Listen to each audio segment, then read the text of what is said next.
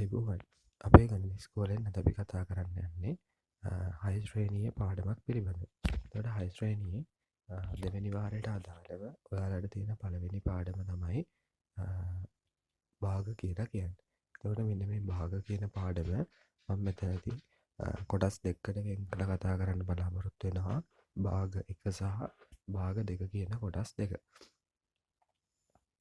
මේ පාඩම් දෙක මේ පාඩම අධ්‍යයනය කිරීමෙන් පළවෙනි කොටස අධ්‍යයනය කිරීමෙන් ඔයාලට හම්බෙන දේවල් තමයි ඔයාලට භාග කියන්නේ මොකක්ද කියන එක හඳුනා ගැනීමේ හැකියාවක් තියෙන. ඒ කියන්නේ අපි භාග කියලා මොකක්ද නිර්වචනය කරන්නේ, ඊට පස්සේ අපි කොහොමද මොන වගේ අවස්ථාවකද භාග සංඛ්‍යාවක් භාවිතා කරන්නේ, කොහොමද අපි භාග සංඛ්‍යාවක් ලියන්නේ කියන එක පිළිබඳව මේ කොටසදී ඔයාලට අධ්‍යයනය කිරීමේ හැකියාවක් තියෙනවා. ඒ වගේම ඔයාලට විවිධ භාග වර්ග පිළිබඳව ඉගෙන ගන්න අවස්ථාවක් හම්බ වෙනවා. ඒ කියන්නේ මොකද්ද නියම භාග කියලා කියන්නේ, ඒකටම අපි කියනවා තත්ති භාග කියලා. ඊට පස්සේ මොනවද ඒකක භාග කියලා කියන්නේ, ඊට පස්සේ මොනවද තුල්‍ය භාග කියලා කියන්නේ. අන්න ඒ වගේ භාග වර්ග හඳුනා ගැනීමේ හැකියාවක් එනවා. ඊට පස්සේ අපි භාග වර්ග සංසන්දනය කිරීමක් කරනවා. ඒතර භාග සංසන්දනය කිරීමක් කරනවා. ඒකෙදී අපි හරය සමාන භාග සංසන්දනය කරනවා. ඊට පස්සේ ලවය සමාන භාග සංසන්දනය කරනවා. හරය හෝ ලවය සමාන නොවන භාග සංසන්දනය කරනවා.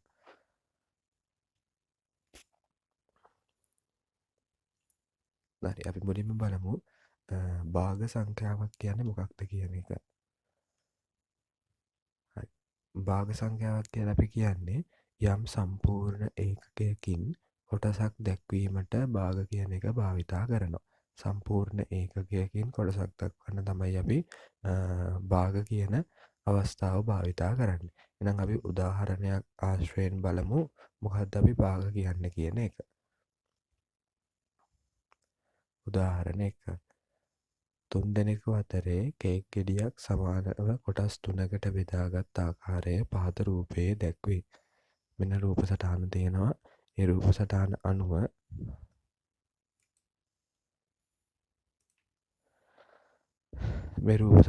අනුව මෙන්න මේ තියෙන කේක් ගෙඩිය 3 දෙනා සමාන කොටස් 3කට බෙදාගෙන තියෙනවා. මේ ළමයින් 3 දෙනා සමාන කොටස් 3කට බෙදාගෙන තියෙන. එතකොට අපි සම්පූර්ණ ඒකකය කියලා කියන්නේ මෙන්න මේ සම්පූර්ණ කේක් ගෙඩියට. එතකොට ඒක අපි සමාන කොටස් 3කට බෙදලා ඉන් එක කෑල්ලක් වෙනම ගන්න. එතකොට සම්පූර්ණ ඒකකයකින් කොටසක් දක්වන්න තමයි අපි භාග කියන අවස්ථාව භාවිතා කරන්නේ. එහෙනම් මෙන්න මේ එක ළමයෙකුට හම්බිච්ච කේක් ප්‍රමාණය දක්වන්න අපිට භාග කියන අවස්ථාව භාවිතා කරන්න පුළුවන්. එහෙනම් අපි භාග කියන අවස්ථාව ලියනකොට ලියනවා ඉරෙන් උඩ සංඛ්‍යාවක් සහ ඉරෙන් යට සංඛ්‍යාවක් ලියනවා. එතකොට අපි ඉරෙන් යට ලියන්නේ මේක අපි සමාන කොටස් කීයකට කැඩුවද කියන එක. ඒතර අපි මේක සමාන කොටස් 3කට කඩලා තියෙනවා. මේ සම්පූර්ණ ඒකකය සමාන කොටස් 3කට කඩලා තියෙනවා. එහෙනම් අපි සම්පූර්ණ කොටස් කීයකට කැඩුවද කියන එක තමයි ඉරෙන් යට ලියන්නේ. ඊට පස්සේ ඉරෙන් උඩ ලියන්නේ එක්කෙනෙකුට කොච්චර ප්‍රමාණයක් හම්බුණාද කියන එක. නැත්තම්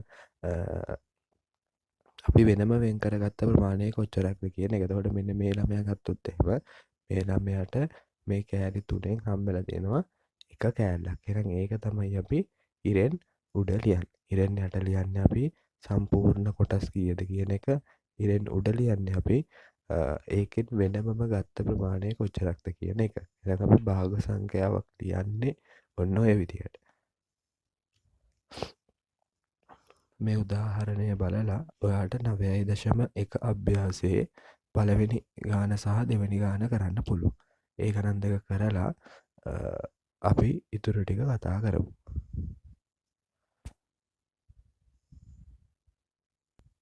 ඊට පස්සේ උදාහරණ 2. 8න් 3 යන්න පහත රූප සටහනේ පෙන්වුම් කරන්න. එතකොට මේ භාග සංඛ්‍යාව අපි කියවන්නේ 8න් 3 කියලා. 8න් 3 කියන එක නා රූප සටහනක පෙන්වුම් කරන්න කියලා කියන්නේ. එතකොට මෙතන තියෙනවා ඍජු කෝණාශ්‍රයක්. ඒ ඍජු කෝණාශ්‍රය සමාන කොටස් 8කට වෙන් කරලා තියෙනවා. එහෙනම් හරියට සම්පූර්ණ කොටස් 8කට වෙන් කරලා තියෙනවා. ඒ 8කට වෙන් කරලා තියෙන සම්පූර්ණ කොටස් ප්‍රමාණයෙන් 3ක් අපි වෙනම පෙන්눔 කරන්න ඕනේ. එහෙනම් මම මේ 3 වෙනම පෙන්눔 කරන්න මේ වගේ කොටු 3ක් පාට කරලා පෙන්නනවා. 8න් 3 කියන එක පෙන්වන්න. සම්පූර්ණ කොටු 8ක් තියෙනවා. ඒකෙන් 3ක් අපි පාට කරලා පෙන්වන්න ඕනේ. 8න් 3 කියන එක්කෙනා පෙන්වන්න. දැන් ඔයාලට කරන්න පුළුවන් 9.1 අභ්‍යාසයේ 3 වෙනි ප්‍රශ්නේ. 3 වෙනි ප්‍රශ්නය කරලා වීඩියෝ එකේ ඉතුරු ටික බලන්න. හරි. ඊට පස්සේ අපි කතා කරන්නේ භාග හඳුනා ගැනීම කියන එකේම භාග සංඛ්‍යාවක හරය සහ ලවය කියන එක පිළිබඳව. එතකොට භාග සංඛ්‍යාවක් ගත්තොත් මම දැන් මෙතන අරගෙන තියෙනවා 7න් 4 කියන භාග සංඛ්‍යාව. අපි කිව්වා ඉරෙන් යට සංඛ්‍යාවක් තියෙනවා අපි. ඒ වගේම ඉරෙන් උඩත් සංඛ්‍යාවක් තියෙනවා. එතකොට දැන් මේකේ අපි ඉරෙන් යට ඉරෙන් උඩ කියලා කියන එකේ තරම් ගැලපෙන්නේ නැහැ. ඒ හින්දා අපි ඉරෙන් යට තියෙන සංඛ්‍යාව හඳුන්වන්න වෙනම නමකුත් ඉරෙන් උඩ තියෙන සංඛ්‍යාව හඳුන්වන්න වෙනම නමකුත් භාවිතා කරනවා. එතකොට ඉරෙන් යට තියෙන සංඛ්‍යාවට අපි කියනවා හරය කියලා. ඉරෙන් උඩ තියෙන සංඛ්‍යාවට අපි කියනවා ලවය කියලා. ඉරෙන් යට තියෙන්නේ හරය, ඉරෙන් උඩ තියෙන්නේ ලවය කියන එක. එතකොට අපි මේක මතක තියාගන්න හරකා පිට ළමයා කියලා මතක තියාගන්න. මොකද මේ දෙන්න මාරු වෙන්න පුළුවන්. එතකොට හරකා පිට ළමයා යනවා මිසක් ළමයා පිට හරකා යන්නේ නැති හින්දා අපිට මේක කියන්න පුළුවන් හරේ තියෙන්නේ ඉරෙන් යට, ලවයේ තියෙන්නේ ඉරෙන් උඩ කියලා. එහෙනම් ඔය තමයි භාග සංඛ්‍යාවක හරය සහ ලවය කියන දෙන්න. දැන් ඔයාලට කරන්න පුළුවන් 9.2 අභ්‍යාසයේ 1 සහ 2 කියන ප්‍රශ්න දෙක. ඒක කරලා වීඩියෝ එකේ ඉතුරු ටික බලන්න. හරි. ඊට පස්සේ අපි කතා කරන්නේ භාග වර්ග හඳුනා ගැනීම කියන කොටස. එතකොට අපි දැන් භාග කියන්නේ මොකක්ද කියන එක හඳුනාගත්තා. ඒ භාගවල තියෙන විවිධාකාර ලක්ෂණ අනුව ඒ භාගවලට අපි එක එක නම් දෙනවා. අනේ නම් කිහිපයක් තමයි අපි දැන් ඉගෙන ගන්න යන්නේ. පළවෙනි එක තමයි තත්ත්‍ය භාග එහෙම නැත්නම් නියම භාග. එතකොට තත්ත්‍ය භාග කියලත් මේ භාග වර්ගය හඳුන්වන්න පුළුවන්. නියම භාග කියලත් මේ භාග වර්ගය හඳුන්වන්න පුළුවන්.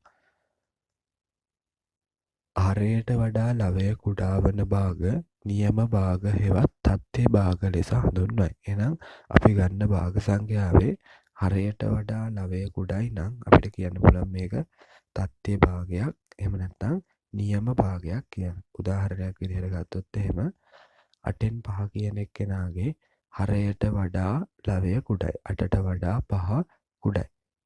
20න් 13 කියන එක්කෙනාගේ 20ට වඩා 13 කුඩයි. ඒ කියන්නේ හරයට වඩා ලවය කුඩයි. 60න් 42 කියන එක්කෙනාගේ හරයට වඩා ලවය කුඩයි. එහෙනම් මෙතනත් තියෙන භාග සංඛ්‍යාවල හරයට වඩා ලවය කුඩයි. එහෙනම් මෙන්න මේ වගේ අවස්ථාවලට තමයි අපි කියන්නේ තත්ත්‍ය භාග එහෙම නැත්නම් නියම භාග කියලා.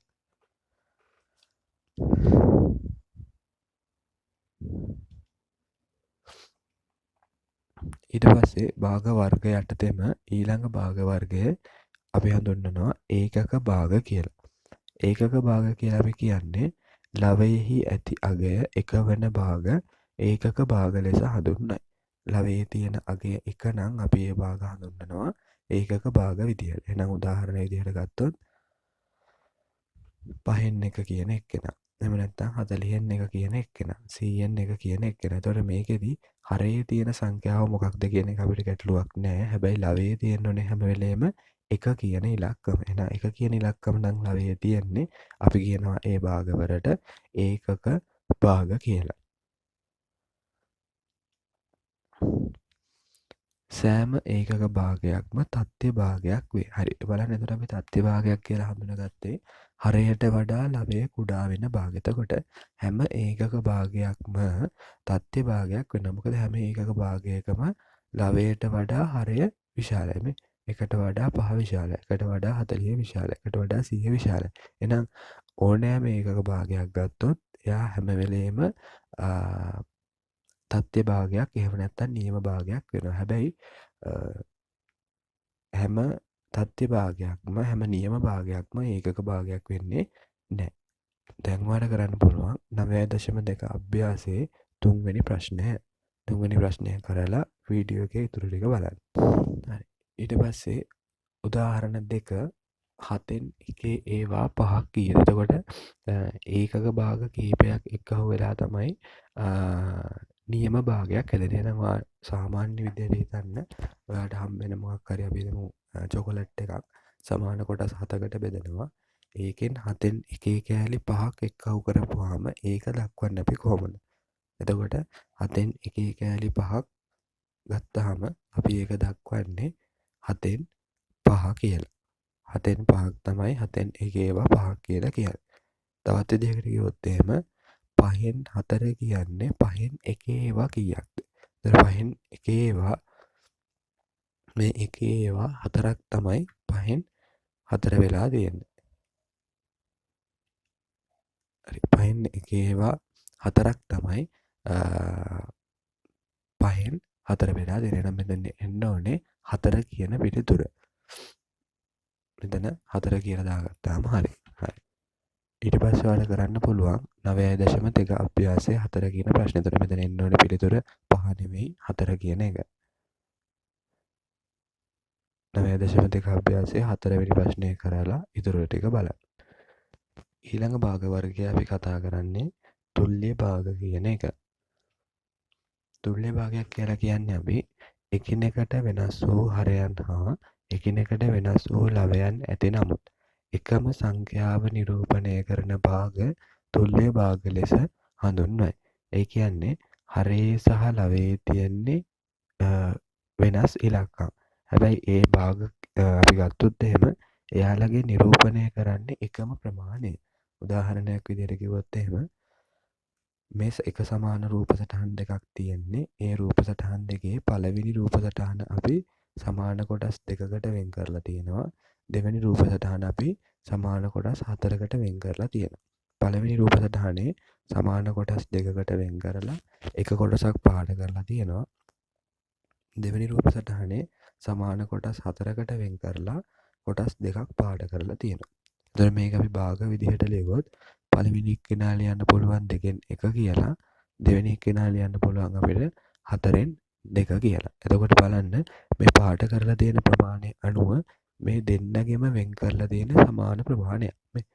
මෙයාගේ මෙච්චරක්, මෙයාගේ මෙච්චරක් මේ තියෙන සමාන ප්‍රමාණයක්. හැබැයි මෙයාලා ලියනකොට ලියලා තියෙන භාග සංඛ්‍යා දෙකේ තියෙන ඉලක්කම් වෙනස්. මේ හරේ ලවයේ තියෙන ඉලක්කම් වෙනස්. හැබැයි මෙයාලගේ තේරුම එකම එක. එහෙනම් මේ වගේ දෙයකට තමයි අපි කියන්නේ. නැත්නම් මේ වගේ අවස්ථාවකට තමයි අපි කියන්නේ තුල්්‍ය භාග කියලා. එහෙනම් මෙයාට තුල්්‍ය භාගයක් තමයි මේ තියෙන්නේ.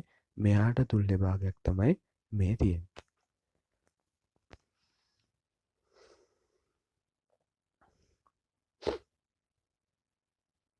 හරි. අපි දැන් තුල්්‍ය භාගයක් සකස් කරගන්න විදිහ කතා කරමු. භාග සංඛ්‍යාවක හරය සහ ලවය එකම සංඛ්‍යාවකින් ගුණ කිරීමෙන් හෝ බෙදීමෙන් මුල් භාගයට තුල්්‍ය වූ භාග සකස් කරගත හැකිය. එනම් භාග සංඛ්‍යාවක තියෙන අපි දන්නවා හරය සහ ලවය කියලා කොටස් දෙකක්. ඒ දෙන්න එකම සංඛ්‍යාවකින් ගුණ කිරීමෙන් හෝ එකම සංඛ්‍යාවකින් බෙදීමෙන් මුල් භාගයට තුල්්‍ය වූ භාගය සකස් කරගන්න පුළුවන්. උදාහරණයක් විදිහට කිව්වොත් එහෙම මට ඕනේ 10න් 5 කියන එකට තුල්්‍ය වූ භාග දෙකක් ලියන්න. එහෙනම් මම 10න් 5 කියන එකට තුල්්‍ය වූ භාග දෙකක් ලියන්න මම හරය සහ ලවය එකම සංඛ්‍යාවකින් ගුණ කරනවා.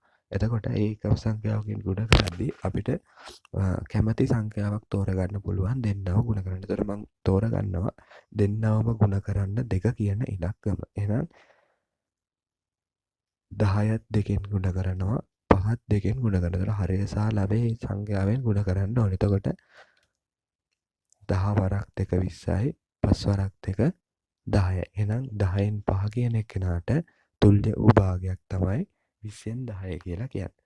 ඊට පස්සේ මම තවත් තුල්්‍ය භාගයක් ලියන්න ඕනේ. නම් මම 10න් 5 කියන එක දැන් ගුණ කරනවා 4ෙන්. දෙන්නවම 4ෙන් ගුණ කරනවා. 10 වරක් 4 40යි 5 වරක් 4 20යි. එහෙනම් 10න් 5 කියන එකට තුල්්‍ය වෙච්ච තවත් භාගයක් තමයි 40න් 20 කියන්නේ. එහෙනම් ඔයාලට ඕනෑම ප්‍රමාණයක් මෙන්න මේ භාගයට තුල්‍ය වෙච්ච භාග හොයාගන්න පුළුවන්. ඔයා කැමති ඉලක්කමකින් දෙන්නවම ගුණ කරලා මෙයාට තුල්‍ය වෙච්ච භාගයක් හදාගන්න පුළුවන්. අපි බලමු තවත් උදාහරණයක්.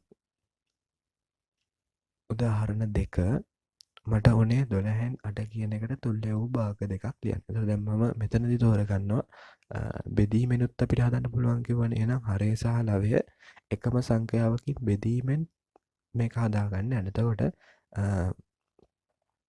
ගුණ කිරීමේදී අපිට ඕනෑම සංඛ්‍යාවක් යොදා ගන්න පුළුවන් වුණාට බෙදීමේදී අපිට ඕනෑම සංඛ්‍යාවක් යොදා ගන්න බෑ. හරය සහ ලවය දෙන්නම බෙදෙන සංඛ්‍යාවක් විතරයි යොදා ගන්න ඕනේ.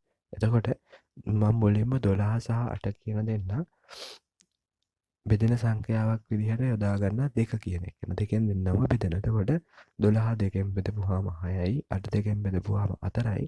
එහෙනම් අපිට 12න් 8 කියන එක්කෙනාට තුල්‍ය වූ භාගයක් විදිහට ලියන්න පුළුවන් 6න් 4 කියන එක්කෙනා. ඊට පස්සේ මම තවත් තුල්‍ය භාගයක් ලියනවා. ඒ භාගය ලියද්දී නැවත 12 සහ 8 කියන දෙන්නම් බෙදෙනවා 4න්. ඒ හින්දා දෙන්නම 4න් බෙදෙනවා.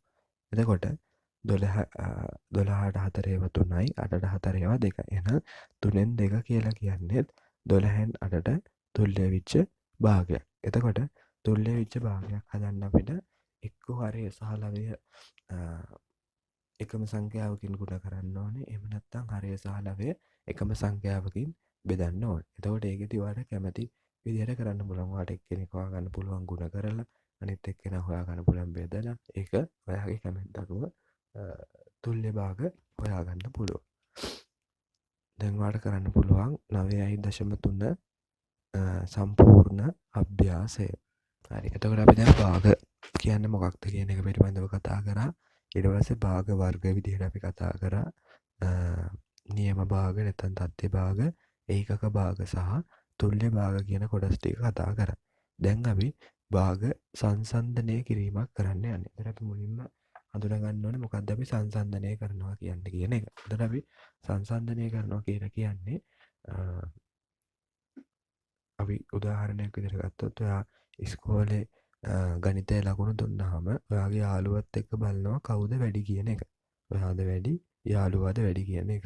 අන්න ඒ වගේ අවස්ථාවකට තමයි අපි කියන්නේ සංසන්දනය කරනවා කියලා. ඒ කියන්නේ කවුද විශාල වෙන්නේ, කවුද කුඩා වෙන්නේ, ඊට පස්සේ ඉන්නේ කවුද. අන්න ඒ විදිහට අපි හොයලා බලන එකට තමයි අපි කියන්නේ භාග සංසන්දනය කරනවා කියලා. එතකොට අපිට භාග සංසන්දනය කිරීම කොටස් කිහිපයකට කතා කරන්න පුළුවන්. අපි මුලින්ම බලන්නේ හරය සමාන වන භාග සංසන්දනය කරන්නේ කොහොමද කියන එක. අපි බලමු ඒක කොහොමද කරන්න කියන එක. හරය සමාන භාගවල ලවයේහි අගය වැඩි වන විට එහි අගය වැඩි වේ.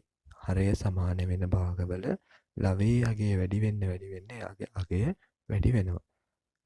උදාහරණයක් විදිහට ගත්තොත් අපිට කියනවා විශාලතම භාගය තෝරන්න කියලා 7න් 3 සහ 7න් 5 කියන දෙන්නක්. එතකොට අපි කිව්වා හරයන් සමානයි න ะ. එතකොට බලන්න මේ දෙන්නගෙම 7 කියලා තමයි හරය තියෙන්නේ. ලවයේ යගේ වැඩි වෙන්න තමයි මෙයාගේ විශාලත්වය වැඩි. නම් 3 සහ 5 කියලා දෙන්නගෙන් විශාල වෙන්නේ 5 කියන එක්කෙනා. එහෙනම් මෙතනදී විශාලතම භාගය වෙන්නේ 7න් 5 කියන එක්කෙනා.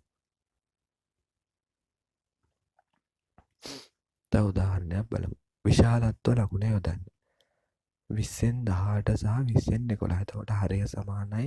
ලවයන්ගෙන් ගත්තාම 18 තමයි විශාල. එහෙනම් අපි විශාලත්ව ලකුණ යෙදුවොත් 20න් 18 තමයි විශාල. එතකොට මේකට අපි කියනවා විශාලත්ව ලකුණ කියලා. එතකොට මේකේ කට ඇරිලා තියෙන පැත්තට අපි කියනවා වැඩි පැත්ත කියලා. කට වැහිලා තියෙන හැම වෙලේම අඩු පැත්ත. හරි නේද? 20න් 11 කියන්නේ අඩු පැත්ත. ඒ හින්දා යාට කට වැහිලා තියෙන්නේ. කට ඇරිලා තියෙන්නේ විශාල පැත්ත. උදාහරණ 3 ආරෝහණ පටිපාටියට ලියන්න. ආරෝහණ පටිපාටියට ලියන්න කියනවා අපිට 10න් 5, 10න් 2, 10න් 3, 10න් 7. එතන මේකේ ආරෝහණ පටිපාටියට ලියනවා කියලා අපි කියන්නේ පොඩි එකේ ඉඳලා ලොකු එකට ලියන එකට. අවරෝහණ පටිපාටියට ලියනවා කියලා කියන්නේ ලොකු එකේ ඉඳලා පොඩි එකට ලියන එකට. එහෙනම් මේක අපි පොඩි එකේ ඉඳලා ලොකු එකට ලිව්වොත් මේකේ පොඩි එක වෙන්නේ 10න් 2 කියන එක්කෙනා ඊට පස්සේ එන්නේ 10න් 3 කියන එක්කෙනා. ඊට පස්සේ එන්නේ 10න් 5 කියන එක්කෙනා. ඊට පස්සේ එන්නේ 10න් 7 කියන එක්කෙනා. මොකද හැමෝගෙම හරයන් සමානයි. හරයන් සමානයි නම් ලවයන්ගේ අගය වැඩි වෙන්න තමයි එයාගේ විශාලත්වය වැඩි වෙන්නේ. එහෙනම් ඔය විදිහට තමයි අපි හරය සමාන භාග සංසන්දනය කිරීමක් කරන්නේ. ඊට පස්සේ අපි කතා කරන්න යන්නේ ලවයේ සමාන භාග සංසන්දනය කිරීම. එතකොට ලවයේ සමාන භාගවල හරයේ අගය අඩු වන විට එහි අගය වැඩි වේ. එතකොට ඉස්සෙල්ලා කතා කරපු එකේ අනිත් පැත්ත තමයි ලවයේ සමාන භාගවලදී තියෙන්නේ. එහෙනම් ලවයේ සමාන භාගවල හරයෙහි අගය අඩු වන විට එහි අගය වැඩි වේ. හරි. එහෙනම් බලමු විශාලතම භාගය තෝරන්න කියලා තියෙනවා. 9න් 5 සහ 13න් 5. එහෙනම් දැන් මේකේ ලවයන් තමයි සමාන. ලවයන් සමානයි නම් හරයේ අගේ අඩු එක්කෙනා තමයි විශාලත්වයෙන් වැඩි වෙන්නේ. ඒතකොට හරයේ අගේ අඩු වෙන්නේ 9න් 5 කියන එක. මෙතන 9 කියන එක්කෙනානේ හරයේ අඩුම. එහෙනම් 9න් 5 කියන එක්කෙනා තමයි විශාලතම එක්කෙනා වෙන්නේ. ඊට පස්සේ උදාහරණ 2 විශාලත්ව ලකුණ යොදන්න කියලා කියනවා. 25න් 10 සහ 12න් 10. අපි බලනවා ලවයන් සමානයි. ලවයන් සමාන හින්දා හරයේ අගේ අඩු එක්කෙනා බලනවා. එතකොට ලවයේ අගේ අඩු වෙන්නේ මෙන්න මේ 12න් 10 කියන එක්කෙනා. එහෙනම් මෙයා තමයි විශාලත්වයෙන් වැඩි. විශාලත්වයෙන් වැඩි හින්දා අපි විශාලත්ව ලකුණ දානවා. එතකොට කට ඇරිලා තියෙන්න ඕනේ 12න් 10 කියන එක්කෙනා පැත්තට. අනිත් පැත්තට කට වැහිලා තියෙන්න ඕනේ. ඊට පස්සේ කියනවා අවරෝහණ පරිපාටියට ලියන්න කියලා. අවරෝහණ පරිපාටිය කියලා කියන්නේ අපි ලොකු එකේ ඉඳලා පොඩි එකට ලියන එකට. 10න් 7 9න් 7 18න් 7 15න් 7. එහෙනම් අපි මේකේ ලොකු එකේ ඉඳලා පොඩි එකට ලියුවොත් ලොකුම එක්කෙනා වෙන්නේ 9න් 7. ලොකුම එක්කෙනා වෙන්නේ 9න් 7. ඊට පස්සේ ලොකු එක්කෙනා වෙන්නේ 10න් 7. ඊට පස්සේ ලොකු එක්කෙනා වෙන්නේ 15න් 7. ඊට පස්සේ ලොකු එක්කෙනා වෙන්නේ 18න් 7. ඒක අපි තීරණය කරේ ලවයන් සමානයි නම් හරයේ අගය වැඩි වෙන්න තමයි විශාලත්වය වැඩි වෙන්නේ. හින්දා විශාලම එක්කෙනාගේ හරය තියෙන්න ඕනේ පොඩිම අගය 9 කියන එක්කෙනා. ඔය තමයි අපි ලවයේ සමාන භාග සංසන්දනය කරන ආකාරය. දැන් ඔයාලට කරන්න පුළුවන් 9.4 අභ්‍යාසයේ 1 කියන ප්‍රශ්නය. 9.4 අභ්‍යාසයේ 1 ප්‍රශ්නය කරන්න පුළුවන්. හරි. ඊට පස්සේ අපි කතා කරන්න යන්නේ භාග සංසන්දනය කියන එකේ ලවය හෝ හරය සමාන නොවුනොත් කොහොමද අපි භාග සංසන්දනය කරන්න කියන එක. ලවය හෝ හරය සමාන නොවන භාග සංසන්දනය කිරීමේදී හරය හෝ ලවය සමාන කර ගැනීමෙන් එම භාග සංසන්දනය කළ හැකිය. එහෙනම් අපිට හරය හෝ ලවය සමාන නැත්නම් අපිට පුළුවන් හරය හෝ ලවය සමාන කරගන්න. සමාන කරගෙන ඒ භාග සංසන්දනය කරන්න පුළුවන්. එතකොට මේකෙදි මම හරය සමාන කර ගැනීම කියන එක භාවිතා කරනවා. එතකොට මේකෙන් බලමු අපි විශාලතම භාගය තෝරන්න කියලා දීලා තියෙනවා අපිට 4න් 3 සහ 3න් 2 කියන දෙන්න. එතකොට මේකෙදි අපි හරයන් සමාන කරගන්නවා කියලා කියන්නේ දැන් මේ බලන්න මෙයාගේ හරයේ තියෙන්නේ 4 මෙයාගේ හරයේ තියෙන්නේ 3. එහෙනම් මේක සමාන කරගන්නවා කියලා කියන්නේ මේ දෙන්නගෙන්ම බෙදෙන කුඩාම සංඛ්‍යාව මොකක්ද කියන එක අපි තීරණය කරනවා. ඒ කියන්නේ මේ දෙන්නගෙම චක්‍රයේ තියෙන සංඛ්‍යාවක් කුඩාම සංඛ්‍යාව මොකක්ද කියන එක අපි තීරණය කරනවා. අපි බැලුවොත් එහෙම අපි එක්කෙනෙක්ගේ චක්‍රය අරගෙන යනවා. අපි ගත්තොත් 4 කියන එක්කෙනාගේ 4 වරක් 1 4යි. එයා 3ෙන් බෙදෙන්නේ නැහැ. 4 වරක් 2 8යි. එයා 3ෙන් බෙදෙන්නේ නැහැ. 4 වරක් 3 12යි. එයා 3ෙන් බෙදෙනවා. එහෙනම් අපි මේ දෙන්නගෙන්ම බෙදෙන සංඛ්‍යාවක් විදිහට ගන්නේ 12 කියන එක්කෙනා. එහෙනම් අපි මේක 12 කියන එක්කෙනා විදිහට වෙනස් කරගන්න උත්සාහ කරනවා. එතකොට 4 කියන එක්කෙනා 12 කරගන්න අපි ගුණ කරන්න ඕනේ 3ෙන්. ඒ හින්දා අපි ලවයත් හැම වෙලේම ඒ හරය ගුණ කරන එක්කෙනාගෙන්ම ගුණ කරන්න ඕනේ. එහෙනම් 3ත් ගුණ කරනවා අපි 3ෙන්. එතකොට අපිට එනවා 12න් 9ක්. 4 වරක් 3 12යි. 3 වරක් 3 9යි. ඊට පස්සේ 3 කියන එක්කෙනා ගුණ කරන්න ඕනේ අපි 4ෙන්. ඒ හින්දා අපි 2ත් ගුණ කරන්න ඕනේ 4ෙන්. එහෙනම් එනවා 3 වරක් 4 12යි. 2 වරක් 4 8යි. දැන් අපිට විශාල එක්කෙනා තෝරන්න පුළුවන්. හරය සමාන භාගවල ලවයගේ වැඩි වෙන්න තමයි විශාලත්වය වැඩි වෙන්නේ කියලා අපි දැන් ටිකකට ඉස්සෙල්ලා ඉගෙන ගත්තා. එහෙනම් මෙතනදී වැඩි එක්කෙනා වෙන්න ඕනේ 12න් 8 කියන 12න් 9 කියන එක්කෙනා. මෙයා තමයි විශාලත්වයෙන් වැඩි. මේකේ විදිහට ගත්තොත් 4න් 3 කියන එක්කෙනා තමයි විශාලත්වයෙන් වැඩි එක්කෙනා වෙන්නේ. විශාලත්ව ලකුණ යොදන්න කියලා තියෙනවා. එතකොට 5න් 4 සහ 6න් 4 තියෙන. එනකම් බලනවා මේ දෙන්නටම පොදු වෙච්ච හරය මොකක්ද කියලා. ඒකෙදි මම කිව්වා එක්කෙනෙක්ගේ ගුණිතය කියාගෙන යන්න කියලා. එතකොට 5 10 15 20 25 30 තමයි 6න් බෙදෙන්නේ.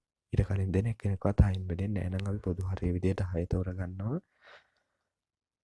5 කියන එක්කෙනා 30 වෙන්න නම් අපි ගුණ කරන්න ඕනේ 6න්. ඒ හින්දා අපි 4ත් 6න් ගුණ කරනවා. එතකොට අපිට මේ භාගය ලියන්න පුළුවන් 30න් 24යි කියලා.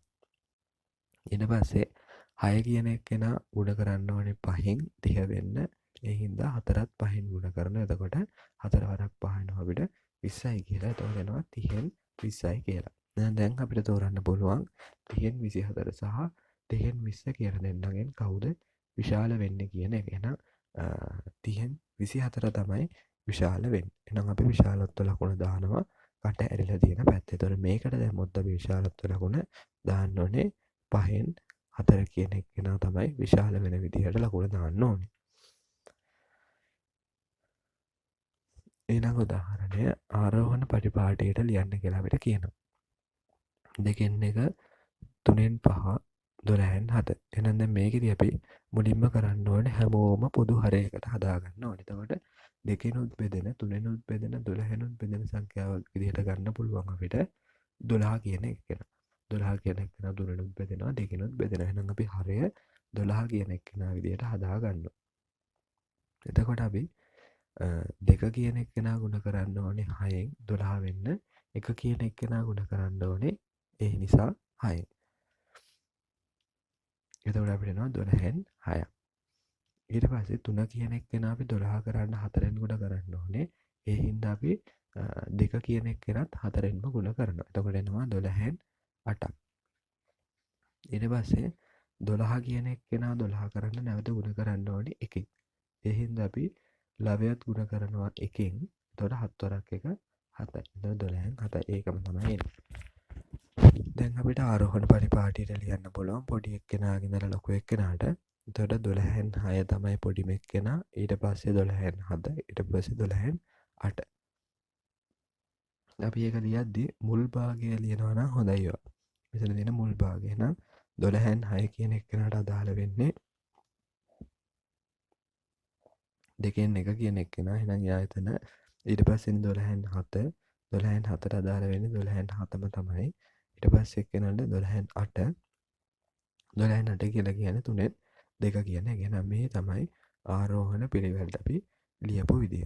හරයන් සමාන කරගෙන තමයි අපි ආරෝහණ පිළිවෙලට ලියුවේ. එතකොට හරය හෝ ලවය සමාන නොවන භාගයක අපිට හරය සමාන කරගන්නත් පුළුවන් ලවය සමාන කරගන්නත් පුළුවන්. එතකොට ඔයාලට කරන්න ලේසි හරය සමාන කරගෙන කරපුවාම. දැන් ඔයාලට 9.4 අභ්‍යාසයේ 2 3 සහ 4 කියන ප්‍රශ්න ටික කරන්න පුළුවන්. එතකොට අපි අද කතා කරේ භාග කියන පාඩම. ඒකෙදී අපි මුලින්ම කතා කරා මොකක්ද අපි භාග සංඛ්‍යාවක් කියලා කියන්නේ. ඊට පස්සේ කොයි වගේ අවස්ථාවකද අපි භාග සංඛ්‍යාවක් භාවිතා කරන්නේ, කොහොමද අපි භාග සංඛ්‍යාවක් ලියන්නේ කියන එක පිළිබඳව කතා කරා. ඊට පස්සේ අපි කතා කරා භාග වර්ග පිළිබඳව. මොකක්ද තත්ත්ව භාගයක් කියලා කියන්නේ? ඒකට අපි කියනවා නියම භාගයක් කියලා. මොකක්ද අපි ඒකක භාගයක් කියලා කියන්නේ? ඊට පස්සේ මොකක්ද අපි තුල්්‍ය භාගයක් කියලා කියන්නේ? කොහොමද අපි තුල්්‍ය භාග හදාගන්නේ කියන එක පිළිබඳව කතා කරා. ඊට පස්සේ අපි කතා කරා භාග සංසන්දනය කිරීම පිළිබඳ. ඒතර භාග සංසන්දනය කිරීමේදී අපි හරය සමාන භාග සංසන්දනය කරා, ලවය සමාන භාග සංසන්දනය කරා. ඊට පස්සේ හරය හෝ ලවය සමාන නැත්නම් කොහොමද භාග සංසන්දනය කරන්න කියන එක පිළිබඳව ඉගෙන ගත්තා. එතකොට ওই ටික තමයි අපි අද ඉගෙන ගත්තේ. ඊළඟ දවසේ වාට භාග දෙක කොටසෙන් අපි ඉතිරි කොටස කතා කරමු. ඒ ලබන සතියේ සෙනසුරාදා වලට කොටස මම YouTube එකට දානවා. එතකල් මේ ටික සියලුම අභ්‍යාස කරලා තියන්න.